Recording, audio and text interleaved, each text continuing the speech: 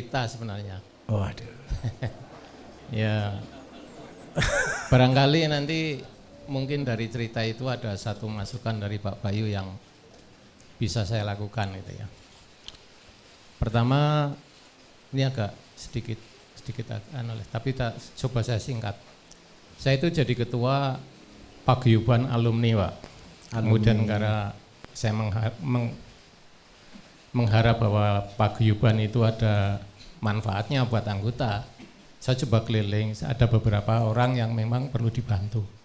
Sehingga saya suatu saat saya mau membuat suatu bedah rumah, Pak. Dananya saya kumpulkan dari teman-teman yang beruntung ya, dan itu berhasil. Tapi kemudian muncul yang lain-lain yang ingin diperhatikan juga, sehingga teman-teman yang lain-lain itu, wah kita ini sudah pada pensiun, coba bikin kegiatan. Jadilah saya bikin kegiatan ekonomi. Setelah dipilih-pilih itu pelihara ayam, Pak. Nah, saya akan merefer pelihara Pak Bayu gitu. Tapi cuman karena ada contoh itu waktu itu ayam petelur. Ayam petelur itu sudah saya hitung bolak-balik dengan pakan racikan, satu ayam itu mendapatkan hasil bersih itu Rp500 itu sampai segitunya. Kemudian dalam perjalanannya semua masing-masing mengundurkan diri, Pak. Karena yang mungkin harapannya adalah instan barangkali ya. Iya.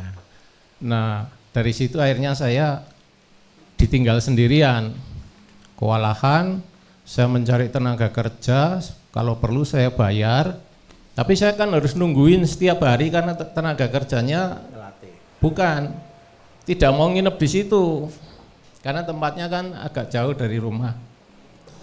Lah, kalau begitu kan saya juga nggak bisa tiap hari nungguin, kadang-kadang saya pergi ke Jogja atau pelatihan di sini kan gitu, Pak. Nah, akhirnya selesailah itu, saya jual semua, Pak. Kemarin kira-kira 2 minggu yang lalu saya jual semua. 3 mingguan lah. Kemudian kira-kira 2 bulan yang lalu itu saya juga ingin memberdayakan masyarakat di sekitar saya tinggal. Ada tanah yang nganggur karena saya pengetahuan tentang peternakan kambing itu tidak terlalu banyak. Saya mencari YouTube sehingga kalau saya punya data kalau menanam rumput pakcong itu nilainya sekitar Rp400 per kilo, Pak, di dalam manajemen pemeliharaan kambing. Saya sampaikan sama yang punya tanah, gimana kita kerjasama, saya belikan kambingnya, kamu urusin, ini contohnya begini-begini, kamu butuh kambing berapa gitu, nanti saya siapkan untuk luas segini. Terus dia bilang gini, oh begini aja Pak, saya tanam rumputnya aja, silahkan Bapak beli. Nah, saya kan bingung, Pak. Jadi kemudian dari beberapa orang itu di desa tempat saya tinggal, itu rata-rata butuh kepastian bahwa barang itu akan dibeli, Pak. Dibeli. Termasuk kalau saya mengusulkan lagi peternakan ayam yang saya pecah-pecah di sekitar itu, dia pengennya kepastian untuk dibeli. Nah, dengan konsep Intansari yang Pak Bayu sampaikan itu, barangkali bisa ketemu jalan bagaimana memastikan mereka supaya bisa dibeli. Kalau saya sendiri menanggung untuk dibeli kan juga berisiko gitu, Pak.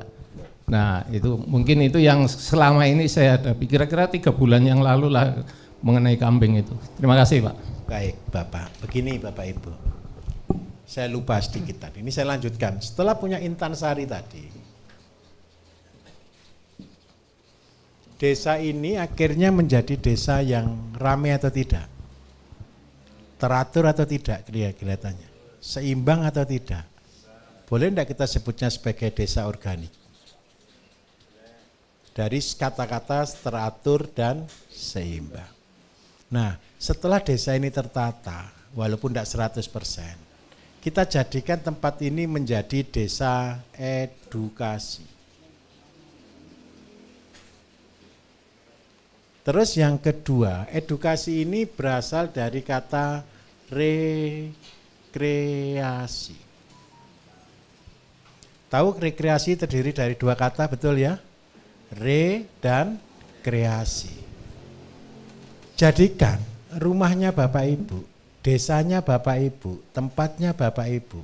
Ketika orang datang ke sana yang tidak ada harapan, yang sudah buntu, akhirnya ketemu dengan apa yang Bapak Ibu lakukan, akhirnya punya kreasi baru, ada semangat baru, dan akhirnya tempat itu menjadi edukasi. Saya minta maaf, ketika Bapak Ibu datang pertama kali masuk tempat saya di sini, pastikan keliling-keliling. Ada ide baru enggak? Ada pikiran baru enggak? Keinginan baru enggak? Ada. Usahakan tempatnya Bapak Ibu juga sama seperti itu. Orang belum ngomong dengan kita saja, orangnya lihat saja, orangnya punya ide. Apalagi kalau sudah ngomong, itu namanya jadi murid. Betul atau tidak? Saya minta tolong kerjakan itu. Terus yang kedua, Pak, setelah ada edukasi ada rekreasi. Pernah rekreasi semua Bapak Ibu? Ketika datang ke rekreasi apa yang dilakukan? Duduk, betul kan? Cari warung, betul enggak? Ngopi, makan, betul atau tidak? Pasti atau tidak? Pernah enggak datang rekreasi cuma duduk sendiri begini saja? Atau sama keluarga sudah enggak usah kemana-mana, kita lihat saja begini? Tidak mungkin. Yang pertama kali dicari namanya meja dan kursi, betul atau tidak? Setelah ketemu meja dan kursi pasti pesen minuman atau makanan. Ketika Bapak Ibu menjadikan tempat Bapak Ibu organik, ini sudah jadi edukasi. Pasti di sini ketemu rumah makan. Pasti. Saya kasih contoh. Tempat pelatihan saya pertama yang saya buat di Mojokerto, ya sekitar 10 tahun lalu Bapak Ibu, gratis semuanya. Orang bilang ini buat tempat pelatihan habis miliatan terus digratiskan. Orang bodoh atau orang pintar? Tetapi Gusti Allah itu sayang kita. Orang pesan kopi saja. Kopi ini Bapak Ibu yang harganya waktu itu cuma berapa ya? 3.000 mungkin ya. 1 bulan bisa dapat 30 juta. Waktu itu masih kopi saja. Kalau sekarang sudah lengkap, ada kopi, ada kafe, makan kalau di sana makan sombong. Makan ayamnya sendiri, bebeknya sendiri, kambingnya sendiri, sapinya sendiri, ikannya sendiri. Itu saya sebut makan sombong, ngerti ya? Sayurnya sendiri gitu. Semua punya sendiri, Pak. Nah, kalau desanya sudah jadi organik, bisa budidaya semuanya, bisa enggak jadi desa yang sombong juga rumah makannya? Bisa. Harganya kalau punya sendiri murah atau mahal? Murah. Kalau makanannya enak, organik, murah. Rame atau tidak? Rame. Rumah makan di tempat saya Bapak Ibu pesen 2 bulan. Baru bisa makan. Kalau enggak pesen enggak bisa. Enggak dapat meja.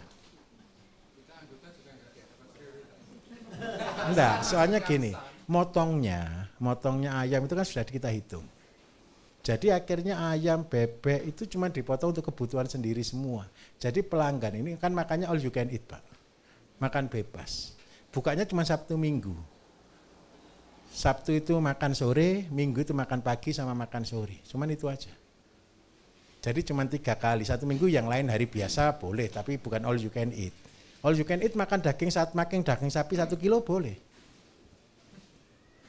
Makan ikan sambil mancing 1 kilo boleh. Ya harus dihabiskan, tolong biar enggak buang gitu. Jangan dibungkus.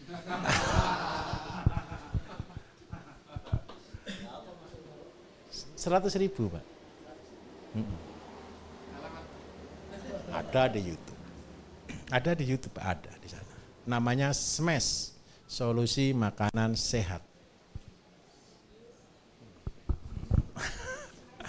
Smash, Solusi Makanan Sehat. Nah, jadi Pak minta maaf, buka warungnya nunggu lengkap dulu nggih. Akhirnya apa? Bapak Ibu enggak harus gitu. Punya sendiri, mari buat masing-masing di rumahnya masing-masing. Ketika Bapak Ibu nanti di rumahnya Bapak Ibu nih, di rumah ya Bapak Ibu ya, sudah punya 1.005, bisa buka kecil-kecilan untuk satu RT. Nggak usah ikut all you can eat, nggak jangkep. Jadi seadanya saja, sambil dikenalkan. Coba bayangkan Bapak Ibu, coba bayangkan ya, sayurnya metik sendiri Pak, nanti dimasakkan, mau RT aja kan nggak kubuh kemana-mana toh. Atau kalau gitu nanti petik sendiri saya masakkan, nanti saya kirim ke rumah, cuma satu RT aja kok. Nah tujuannya apa? Kita membangun kesehatan masyarakat. Jadi SMASH, ini punya kami Bapak Ibu, solusi makanan sehat.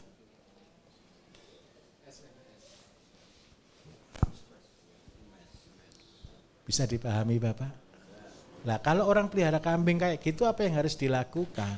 Yang pertama, saya minta tolong ya, jangan mikir orang lain yang buat. Bapak buat dulu pelan-pelan. Sambil iseng-iseng berhadiah. 10 ekor ayam dulu sambil bertahap ngajari. Terus kalau caranya bagi hasil tidak begitu. Kalau cara saya bagi hasil begini Pak. Kandang di rumah saya. Memang terus terang. Saya ngasih satu keluarga itu 60 ekor. Kalau kambing. Kalau sapi saya kasih 5 ekor. Satu keluarga. Tugasnya orangnya hanya kasih cari rumput saja. Cari rumput dikirim ke sini. Sudah. Nanti tugasnya Bapak nyiapkan satu ABK, anak buah kandang. Yang tugasnya ngasih makan dan ngolah pupuk. Karena Bapak kan sudah tahu, untungnya kambing di mana? Kencing sama kotoran. Biayanya di mana? Dipakan kan Pak? Kasih orang. Nanti kan bagi hasil. Kalau 60 itu anggap aja setahun dapat 60 itu berarti dapat 10 lah, satu bulannya dapat 10 ekor. Berarti orangnya 5 ekor, Bapak 5 ekor. Kasihkan yang jantan untuk dia Pak, biar seneng. Yang betina Bapak ambil, supaya kambingnya tambah banyak. Kalau setiap bulan dapat 10, 6 bulan lagi Bapak buat kandang lagi satu. Suruh orang lain lagi satu. Paham maksud saya? 6 bulan berikutnya punya 2 Pak di sini Pak. Oh. Akhirnya terpaksa jadi ini di kandang yang terkonsentrasikan di lokasi Bapak atau di lokasi saya. Jadi kenapa kambingnya tidak boleh dibawa pulang oleh mereka? Tidak bisa dipantau. Kesehatannya tidak bisa dipantau. Terus yang kedua, kita peternak kan butuh kencing sama kotoran kan? Paham maksud saya di sini? Cara bagi hasil saya begini, sapi juga sama. Satu keluarga saya kasih 5. 5 itu 3 tahun sekali kan beranak 2 kali. Berarti kalau 5 3 tahun sekali kan dapat 10. Yang jantan mereka ambil, yang betina saya bawa. Jadi setiap sapi saya setiap 3 tahun beranak terus Pak, bertambah banyak terus. Kenapa kok tambah banyak? Karena saya tidak jual sapi. Yang jantan-jantan aja saya lepaskan. Saya cuma sapi betina. Kenapa saya harus pelihara sapi betina? Sapi Indonesia tambah lama, tambah habis. Lah nanti begitu Bapak sudah punya 10 atau 7 kelompok begini ini, maka setiap bulan dapatnya satu kandang. Bapak mau nikmati alhamdulillah, tidak dinikmati juga tidak masalah, tambah terus. Jadi muridnya tambah banyak, santrinya ini tambah banyak Pak. Disiapkan bertahap gitu. Kan terus buat kandangnya dari mana? Jual kencing sama kotoran. Bapak cuma siapkan aja kebun percobaan aja. Kalau ditanya orang, apa yang Bapak kerjakan? Saya cuma bertani berapa? 3 kali 3 saja cukup. Ngomongnya kemana-mana yang dikerjakan 3 kali 3. Paham maksud saya Pak J. Bapak jualnya jangan mahal-mahal, semurah mungkin. Supaya apa? Ingat baik-baik, kambingnya sama kotorannya loh, mahal kotorannya. Betul tak Bapak Ibu toh? Jadi dengan cara ini bagi orang-orang sepuh, saya minta tolong, ini terbaik. Itu tadi yang untuk ABK sama yang bagi hasilnya. Bagi hasilnya Bapak tidak dapat apa-apa dari kambing Pak. Enggak, bagi hasilnya itu terhadap ABK. Anaknya, terhadap yang cari rumput. Yang cari rumput. Anak ABK ini Bapak gaji dari ngolah kotoran sama kencing sama ngasih makan. Kalau ngolah kotoran mesin kan tidak gaji full Pak. 60 ekor itu kerjanya 1 jam sehari. Satu aja. Punya 7 kandang, 200 ekor. atau 300 ekor. Cuman satu orang itu full sehari, selesai. Itu baru full. 7 kandang satu orang. Loh, rumputnya kan ada, Pak. Tugasnya kan cuman apa? Tinggal naruh saja. Kotorannya kan jatuh sendiri. Kencingnya tinggal ngambil aja. Pakai pompa boleh. Paham maksud saya? Kalau punya satu orang bisa ngafar 200 sampai 300 ekor, Pak. Asalkan rumputnya ada. Lah, Bapak kalau sudah merasa pinter lagi, mulai eksperimen, tanam jagung. Jagungnya malah sudah dapat gaji lagi. Kalau misal ini Pak diberlakukan ke tempat lain. Iya. Misalnya kan ada juga tetangga saya yang menggarap sawah. Mm-mm. Kemudian ada lagi yang menggarap kebun. Iya. Kalau itu diterapkan ke itu jaminan misalnya itu ya saya mampu atau berani lah memutuskan untuk membeli apa, Kambing domba. bukan, membeli hasilnya Membeli hasilnya ya. yang dari sawah menjamin lah ya. Menjamin hasilnya. Kalau saya gini, jangan membeli, Pak, usahakan. Kalau pakan bagi hasil. Kalau ternak. Oh, enggak, maksud saya produk lain seperti sawah, Ya. kebun yang Mm-mm. lain gitu ya. Ya. Apakah saya harus mulai dari itu dulu atau harus organik dulu? Tidak harus organik dulu. Bapak main berjalan pelan-pelan saja. Kalau Bapak punya pasar boleh lakukan. Tapi satu begini loh Bapak Ibu. Ingat baik-baik. Bisnis itu belum tentu jaminan berhasil. Kalau saya mengajari orang, bisnislah yang pasti berhasil. Ingat baik-baik, ketika masih ada ragu-ragu datangnya dari setan. Kalau belum pasti jangan dilakukan. Itu aja hukum. Saya intinya itu kan sebenarnya saya ingin mengangkat. Jangan dulu, belum waktunya. Belum tentu perbuatan baik kita bisa menolong orang. Malah bahayanya kita nolong orang, kita yang tenggelam nanti. Itu tidak baik juga. Itu salah juga menurut agama, Pak. Menolong itu berarti lebih kuat yang ditolong atau yang menolong? Yang lebih kuat jadi tolong ya, atau yang menolong? Yang menolong kan harus lebih kuat kan. Kalau kita kalah dengan mereka, kita yang tenggelam, Pak. Bukan berarti amal kita Bapak Ibu akan selalu menjadi baik loh, tidak. Ketika Bapak belum mampu menolong orang lain, ada satu yang bisa kita lakukan. Berdoa dan mengajari. Ceritakan dulu, santai dulu aja, santai dulu. Kalau seandainya saya Pak ketemu dengan ribuan orang, semuanya saya harus tolong, saya yang stroke Pak. Betul atau tidak? Minta maaf. Kita bisa ngobrol begini Bapak Ibu. Saya minta maaf betul, bukan karena sombong ya. Ini sangat sulit orang ketemu saya. Setiap kota, saya ini kan pekerjaan saya nomor satu kan herbal. Saya kan harus konsultasi, jawab pertanyaan orang satu. Itu setiap minggu itu 2 kota. Setiap minggu. Dulu waktu saya masih los, itu satu hari bisa 300 sampai 500 pasien. Karena itu ketika saya tanya jawab, ini pekerjaan saya setiap hari bertahun-tahun. Jawabi penyakit. Kalau pertanian kan sakitnya itu aja. Kalau sakitnya orang itu banyak Bapak Ibu. Kalau cerita agak rame lebih dari 2 menit yang belakang sorak-sorak, hoi gitu. Nah, semua itu beban. Kita kepengen nolong, kepengen. Tapi kita semua ada kapasitasnya. Jadi kita harus menyadari, ingat baik-baik. Apa yang kita punya hanya titipan. Berarti kita tetap kembalikan dulu, laporan dulu ke yang punya Pak. Ini bagaimana terbaiknya. Nah karena itu kenapa saya katakan kemarin, Bapak Ibu ini adalah orang-orang yang terpilih. Benar Bapak Ibu. Karena itu ya minta maaf. Saya yakin sekali Bapak Ibu adalah orang yang disiapkan oleh Gusti Allah untuk membantu, mengajarkan, menularkan ilmu yang dari sini. Itu yang saya percayai. Bapak sabar. Ketika ada masalah, sabar. Bilang aja, mau saya ini cuman hamba. Kan manut sama jeragannya. Gitu loh Pak. Ketika pada waktunya tiba, percayalah. Ketika semua ketolong, akhirnya banyak walaupun sedikit. Dan kita akan berkata kita tidak melakukan apa-apa. Walaupun sudah banyak yang kita kerjakan. Karena yang kita kerjakan cuma ingatnya tadi, yang dulu-dulu lupakan. Begitu nggih? Semangat. Nggih. Gimana Pak? Kalau kambing 60 yang sapi tadi berapa? Kalau sapi 5. Nggih. Sapi itu begini, 1 ekor sapi setahun itu butuh 2 truk jerami Bapak Ibu.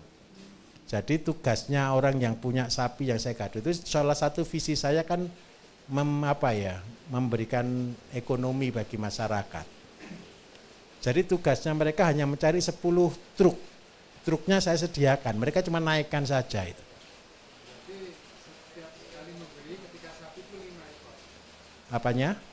Iya, 5 ekor. 5 ekor di kandang saya, Pak. Iya. Dalam posisi apa? Dia Sudah darah, sudah kawin itu. termasuk yang kambing itu posisi Sudah darah umur 6 bulan, 8 bulan. Jadi gudang kandang itu lebih besar dari gudang makanan itu lebih besar dari kandang. betul Pak, makanan saya 2 kali atau 3 kali lapangan sepak bola. Stok pakan, tingginya 6 meter.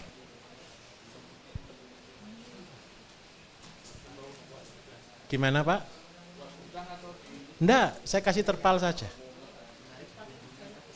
Jangan. Gini, enggak usah lihat yang besar-besar, lihat aja dari kecil. Kalau ndangak jalannya kesandung. Tapi kalau ndikluk jalannya hati-hati aman. Gitu nggih. Kenapa Bapak Ibu semua pelatihan tidak saya taruh di tempat yang jadi. Karena Bapak Ibu saya ajari untuk melihat kecil. Bahasanya adalah oh cuman begini saja, itu yang saya kepingin dengar. Sudah ada yang bilang cuman begini saja? Sebentar, sudah ada yang bilang begitu?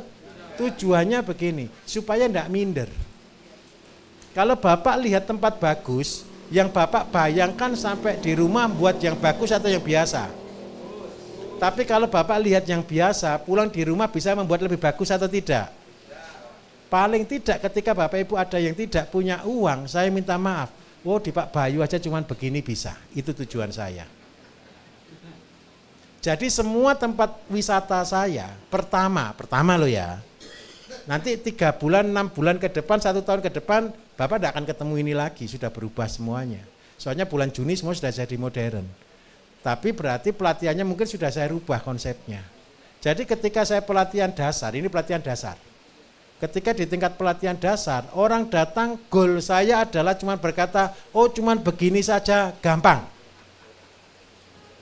Karena sudah ilmunya sudah paling mentok di bumi. Paham ya?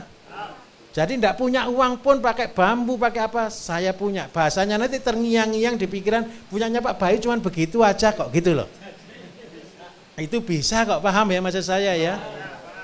Tapi kalau Bapak Ibu lihat kandang yang bagus, yang terstandar, nanti sampai di rumah, saya tidak punya uang Pak buat kandang, wah itu tidak lulus saya. Yang tidak lulus saya. Paham maksud saya nggih? Jadi saya minta tolong, kalau buat lebih bagus dari sini, lebih buruk tolong jangan. Soalnya ini sudah paling standar rendah. Intinya kandang itu cuma satu, cahaya, udara. Bahan terserah. Paham ya? Oke, siap.